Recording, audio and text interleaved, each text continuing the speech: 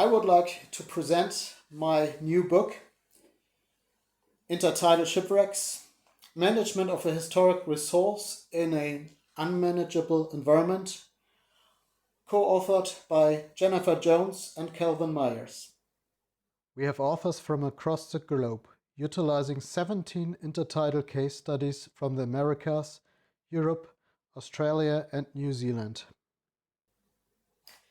Shipwrecks have always held a special fascination, as they are the fossilized remnants of maritime disasters, inspiring painters and poets alike. In his seminal work, Shipwreck with Spectator, philosopher Hans Blumenberg addressed the shipwreck as a metaphor for human existence, used as a pathos of failure for the daring attempt to challenge the forces of nature. It has remained a recurrent theme from ancient Greece to modern times. Particularly shipwrecks in the intertidal zone have this appeal on a broader scale. While many a ship has disappeared on the open sea, with all souls lost and without anybody to witness it, it is the shores where the most dramatic scenes could be directly observed. Ships driven on land in onshore gales, the struggle of the crews to make it through the search alive, and other dramatic scenes were witnessed by the coastal population. Entering narratives, myths and legends preserved in local lore, chronicles and art.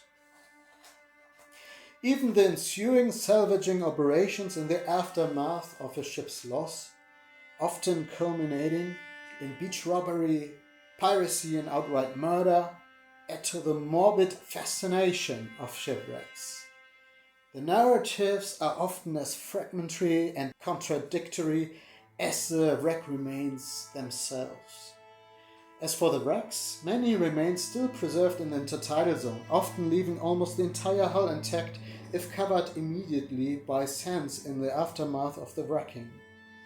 Intertidal wrecks exert a special fascination because of their accessibility and visibility at low tide. You can directly access a site where a dramatic event has occurred in the past. Maybe 100, maybe even several hundred years ago, and you may wonder whether this shipwreck is linked to one of the local myths and legends.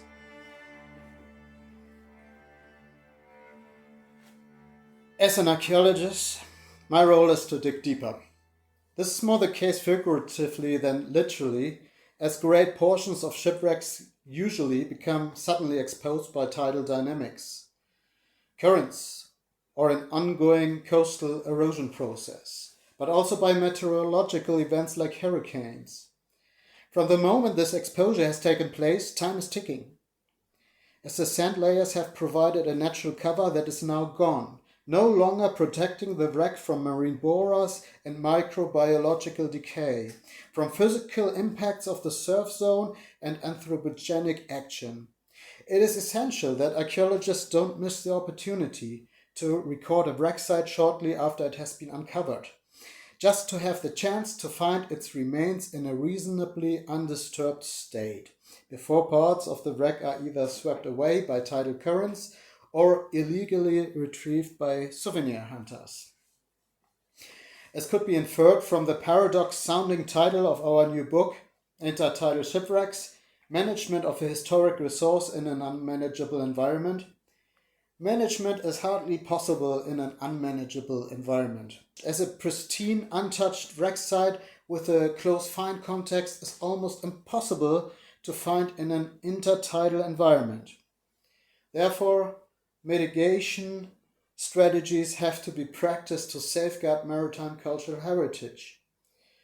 While the physical preservation of a historic shipwreck as a museum exhibit is only carried out in exceptional cases due to the extraordinarily high costs involved in the excavation, salvage, storing and conservation, the loss of historical data could at least be mitigated by a documentation of the site, by recording the ship's construction, by taking samples, and by saving associated artifacts before the impending destruction of the wreck through environmental or anthropogenic influences. Each wreck has a fascinating story to tell, and once gone, it indefinitely ceases to be a window into the past. I have pursued this approach with my colleagues from the State Archaeology Department of Schleswig-Holstein in the German Wadden Sea, where I have recorded and studied 5 shipwrecks from the early modern period. One of the highlights was a late 17th century shipwreck on the island of Sylt, probably a Dutch merchantman, which had been covered by a dune for over 3 centuries and which was exposed by a long-term coastal erosion process, which causes the loss of 50 meters of coastline per year. Although we had only 2 low tides to record the shipwreck and for taking samples, substantial data could still be saved before the wreck was destroyed by erosion 2 months later. Another wreck emphasizes the extent to which discoveries are dependent on tidal dynamics. A side section of a hull dating to the early 18th century was spotted in a meandering tidal creek, which was constantly changing its flow direction and, as a result, led to the wreck's erosion and discovery. A year later, it was covered by sand deposits again, as the tidal creek moved further to the east. Many shipwrecks are periodically exposed and later covered by sand again. A general pattern observed in many of the case studies presented in this volume. One of the most memorable fieldworks was, of course, on the Süderberg Sand. Together with the local ranger, Holger Sprere, we caught the tide in the middle of the night to set out on an adventurous expedition to this outer shoal in the North Sea, which had witnessed countless strandings since time immemorial, and where beacons were operated since the late Middle Ages. The novelist Ditlev von Liliencron likened the numerous wrecks in this intertidal landscape to skeletons of camels in a desert. And he claimed that the beach bailiff would retrieve many riches from all the wreckage cast up on the shore and, for this reason, would never consider exchanging his sou'wester for a ducal hat. Even today, Holger continues to have many responsibilities of a beach bailiff. In the early morning, he anchored his workboat off the western shore and we loaded our equipment into a small dinghy.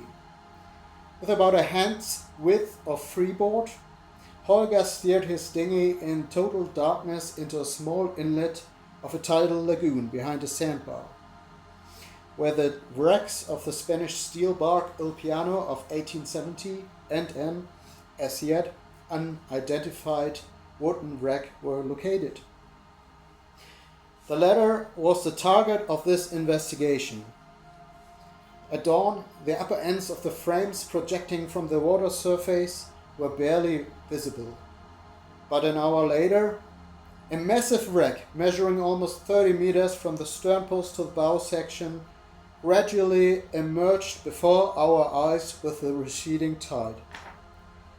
This was truly a once-in-a-lifetime experience and a highlight of my archaeological career.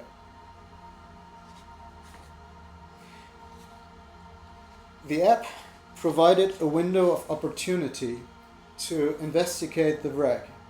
In a few hours, the sea would reclaim the site, and we were in a race with the tide to gather as much data as possible. Within 2 hours, a full photographic documentation had to be made with a drone, on which basis a 3D model could be generated with a structure from motion software. Moreover, details had to be recorded, measurements taken, and wood samples extracted with a chainsaw from different parts of the hull, for instance frames, planks and ceiling planks. Although most of the wood samples proved to be inadequate for analysis as they contained too few tree rings, at least one sample suggests a date of around 1786, and a ceiling plank indicates a non-local origin. It was made of winged elm, a species only found in North America. The scientific value of a single result, such as this, is of limited significance and should not be over-interpreted. If date and provenience are corroborated by additional evidence, however, a wreck from the young United States shortly after the American War of Independence on Schleswig-Holstein's coast would be a major sensation. This wreck in particular highlights the importance of carrying out further research. The possibilities for further research are unfortunately limited, as there are no fixed budgets for managing and studying intertidal wrecks available in German federal states. The other contributions in this volume indicate that similar problems exist also elsewhere, and that the intertidal shipwreck as a distinctive category of the maritime cultural heritage has not yet been widely recognized globally. Hopefully, this volume will contribute to a greater public appraisal of this historic resource.